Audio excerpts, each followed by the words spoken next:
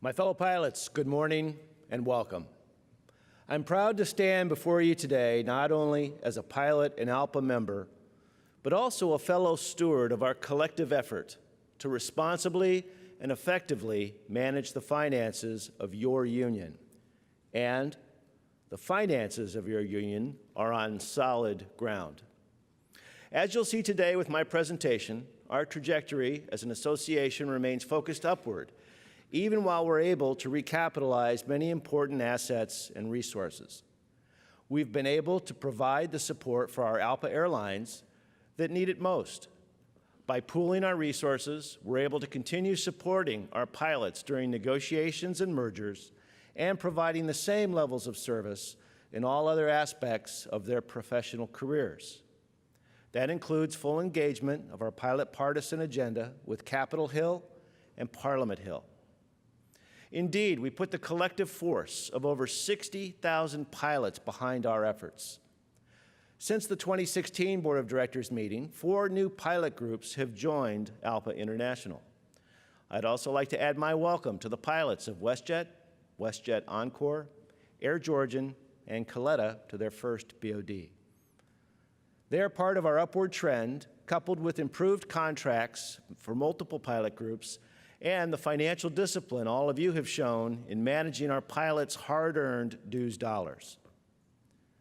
Now, as we move into the numbers, I want to note that the strength of ALPA's finances reflects the strength of our commitment, not just to the members of our own airline, but to every ALPA pilot, regardless of the plane they fly, the insignia on their hat, or the number of stripes on their sleeve. The audited results for 2017 show an operational surplus of $49 million. If you recall, that figure for 2015, as reported at the 2016 BOD, was less than $1 million. For 2017, ALPA dues revenue was $190.2 million. And while expenses increased as well, our increase in revenues offset the rise in expenses, leaving us on firm financial footing. We've come a long way from the $16 million deficit we dealt with less than a decade ago. Our year-to-date income of $38.1 million is a little below last year, but still on track to provide a strong surplus. And that surplus is due in no small part to our actual dues income outpacing our projected dues income. You can also see we've been conservative with our budgeted dues estimates. Understand, though, that while we've exceeded projections the last few years, our industry is cyclical and inevitably will level off.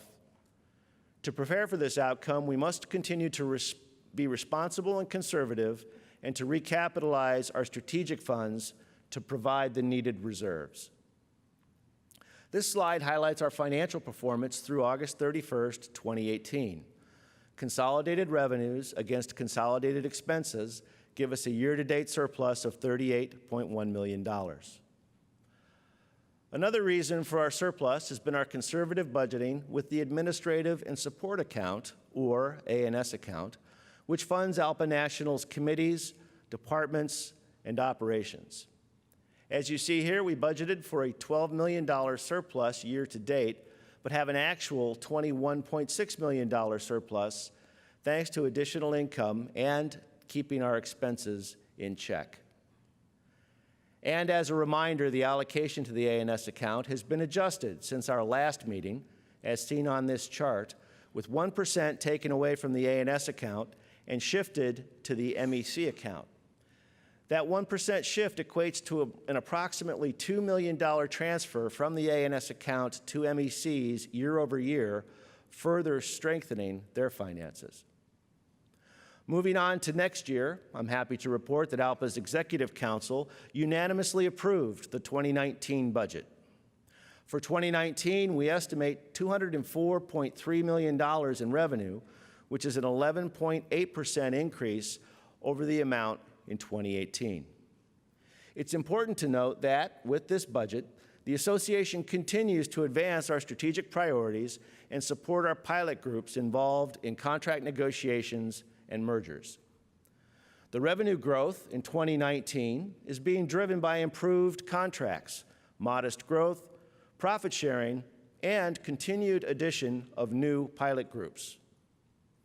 And the A&S account, which is ALPA's largest account, has a budget of $88.7 million for 2019, representing a modest 8.2% increase over last year. ALPA's Operating Contingency Fund, or OCF, is a sinking fund with surpluses that are carried forward year over year. The OCF also receives 3.5% of dues income through ALPA's annual spending limit policy allocations. Thanks to your continued focus on financial discipline, the OCF fund balance continues to move in a positive direction. There has been a steady growth and stabilization in the fund over the past decade. In fact, it allowed us to transfer $7 million from the OCF to help further recapitalize the major contingency fund last year, while it is still trending upward, as you can see here. The current balance of $21.1 million as of August 31st will ensure that MECs have the supplemental funds available to meet their pilot group's goals and objectives. This slide provides some of the statistics on the year-to-date use of the operating and contingency fund allocations for 2018. 11 ALPA pilot groups have been granted operating fund allocations totaling $3.1 million this year, though only $410,000 of that amount has been used thus far, reflecting a significantly reduced burn rate as compared to prior year results. And there are 5 MECs in the contingency fund with just over $900,000 in total grants and loans. Next, we have the association's major contingency fund, or MCF. The MCF continues to be the association's most visible strategic asset, and the board of directors in the past has endorsed initiatives to protect and enhance this most important fund. As you can see from this chart, our efforts are taking hold, with an upward trend from 2015 on, a growth of nearly $22 million. Now, there's still a lot of work to be done, but this is a positive step forward. Through the first 8 months of 2018, MCF expenses totaled $534,000, with 3 pilot groups receiving allocations: Air Wisconsin, Frontier, and WestJet. And that became 4 in September as Air Georgian received an allocation grant as well. You'll also notice here the $1 million expenditure for Keep Flying Safe that was approved by the executive board earlier this year. That funded our successful targeted effort against Section 744 of FAA reauthorization that wanted to pursue single pilot operations. The MCF's bylaws allow for expenditures and unforeseen budgeted advocacy campaigns, and ALPA thoughtfully utilized MCF funds against this attempt, as you heard Captain Knoll explained earlier.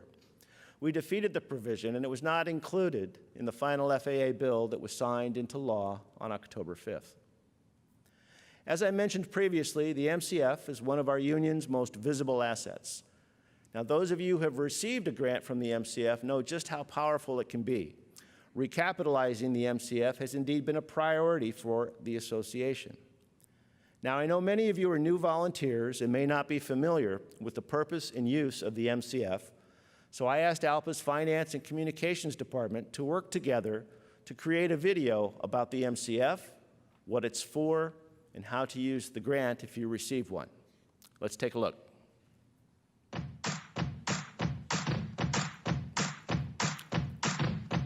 ALPA's Major Contingency Fund, or MCF, was established in 1985 to provide a war chest for the association's pilot groups during advanced stages of negotiations. Pilots voted in a 1% dues increase over 10 years to start the fund. After that, the fund grew thanks to investment returns and the sale of real estate. Through use and the economic downturn, however, the MCF began to shrink.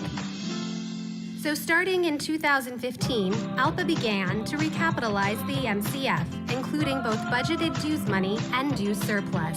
That effort continues to improve the bottom line. MECs approaching advanced stages of negotiations can request an allocation from the MCF to help with budgeted expenses. The purpose is twofold. 1, make sure you have the funds you need to do the best job for your pilots. And 2, show everyone that the full support of ALPA is behind you.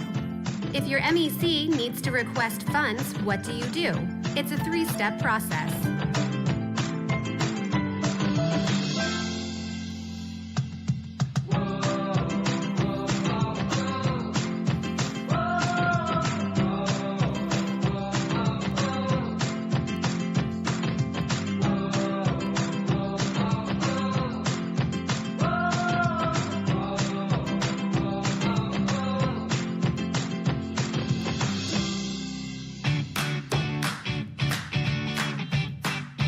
The amount of your allocation depends on the size of your pilot group.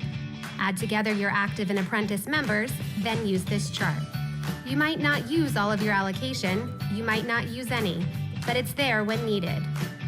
Once the Executive Board approves your allocation, you'll be assigned a point of contact from the Strike Oversight Board.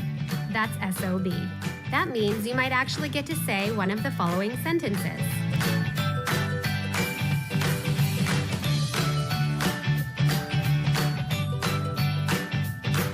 Your allocation comes from your fellow pilot's dues money, so there are extra responsibilities attached to it. Before receiving any of the funds, your MEC must submit the following documents to the Executive Council for approval. Don't worry, you'll have lots of help from ALPA in doing these. So your POC from the SOB helps your MEC with the MCF, ASAP. Got it?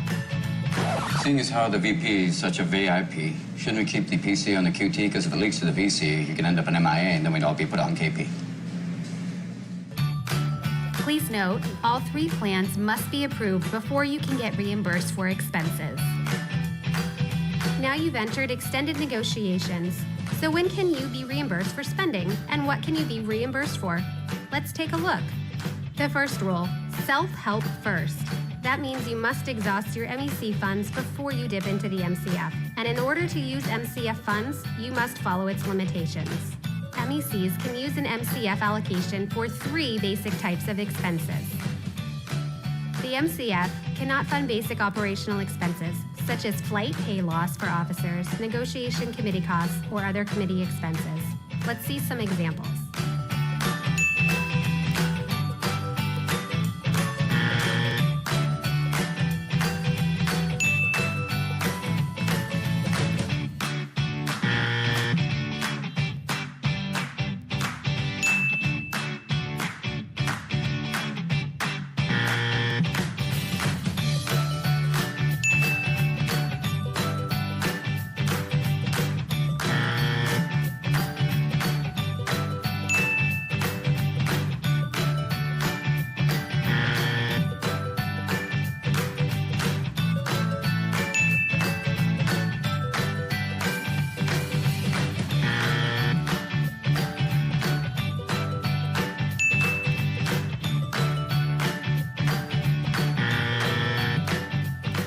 Time to apply for reimbursement. Here's how you do it.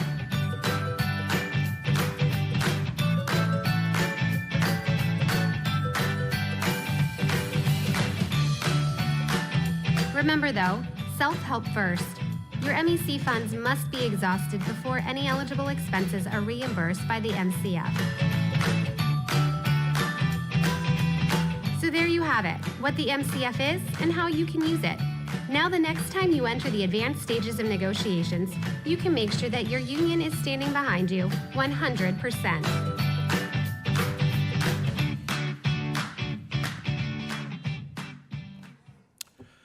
Well, so I hope you found that video informative and maybe just a little bit entertaining. So, moving along, since we last met, Project Amber, our system modernization effort, has been completed. There have been a number of improvements in this year's long effort with highlights shown below here. Some you're well aware of, and some are more behind the scenes or at the staff level, but overall it's been a rousing success, and I want to applaud everyone who had been involved in this effort. And not to belabor the point, but because of our disciplined fiscal planning that we were able to undertake such a major project and successfully complete it on time. Hopefully this scene looks very familiar to you. It's our new financial dashboard for MECs, one of the results of Project Amber. It's meant to simplify information you are getting and allow you to find what you need quickly and accurately with both numbers and charts. During this BOD, we have Tableau stations set up for demonstrations in the pilot office. Tableau's account status report delves a little deeper for you, providing the important figures that you need. For example, top 5 expenses by category, year-to-date information, high-level summary of income and expenses of your MEC. It includes income based on actual dues income received by ALPA, and it includes actual expenses incurred by the MEC. ALPA's insurance programs continue to grow. As you can see from this eye chart, we have more than 39,000 policies in place with $13.2 million in premiums and over $2.8 billion in coverage. That's real value we're able to offer our members and peace of mind for them and their families. Now, you've heard me today often reference our conservative budgeting and what we've been able to accomplish with it. This one slide provides perhaps the best evidence on how ALPA as a whole has been able to rebuild and recapitalize through sound financial judgment. Every single surplus listed on this chart is up. Every balance is listed higher. The cumulative surplus of our MECs has increased by a factor of 7, while our OCF balance and average monthly cash balance have each almost quadrupled. And our consolidated operating surplus is 31 times higher than it was in 2012. That brings me to our proposed dues reduction. In dues rate reduction, that is. In April, the Executive Council recommended a dues rate reduction from 1.90 to 1.85% effective in 2020. And the Executive Board this month voted to send this measure to the BOD to give you an idea of the effects of such a change if it were applied to our 2019 budget. If we did that, we would have $5.3 million fewer in budgeted dues, with the resultant reductions in the average MEC income for MECs eligible for the operating fund being offset by an additional grant from the operating fund to help mitigate the effects. We'll be talking about this more in Delegate Committee 1 this week. It's been just about a year since we debuted our Train for Life program. We've worked hard and have been successful in showcasing and engaging with industry and government and the general public on how ALPA pilots are trained for life. That phrase is just as relevant across government, industry, and in all of your MEC and LEC meetings as it is on the flight deck. Our sound financial actions aren't just for when things are going bad. We need to continue on the same path when things are going well, too, so that we're prepared to meet future challenges.